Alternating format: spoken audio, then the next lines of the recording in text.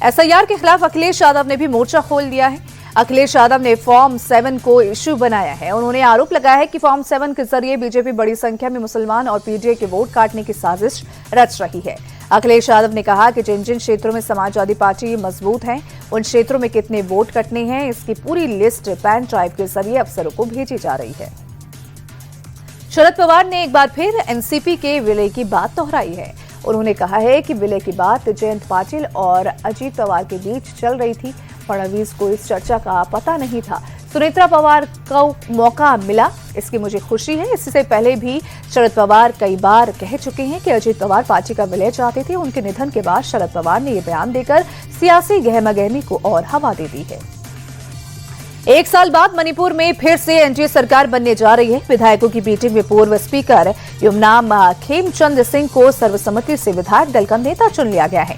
BJP ने हालात को बैलेंस करने के लिए बड़ा दांव खेला है। पार्टी ने मैतेई, कुकी और नागा समुदाय के नेताओं को सत्ता में साथ लाने की रणनीति बनाई है।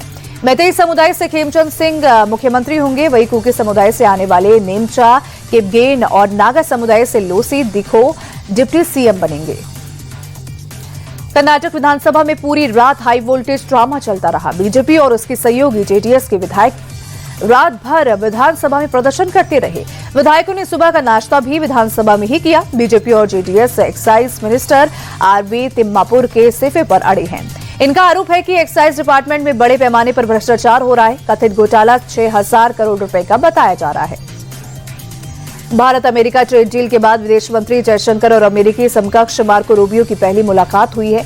अमेरिका ने भारत पर लगाए गए 50% टैरिफ को मंगलवार को घटाकर 18% कर दिया। इसके बाद करीब 6 महीने से दोनों देशों के बीच संबंधों में जारी तनाव में कमी आने और रिश्तों में सुधार की उम्मीदें जाग गई हैं। अमेरिकी विदेश मंत्री मार्को रूबियो ने जयशंकर से हुई इस मुलाकात को द्विपक्षीय संबंधों को मजबूत करने की दिशा में बड़ा कदम बताया है। रिसर्च डे पर एम्स ने बहुत बड़ी उपलब्धि हासिल की है। दिल्ली में बैठे बैठे एम्स के डॉक्टर चंद्रशेखर एसएच ने अंटार्कटिका में मरीज का अल्ट्रासाउंड किया है।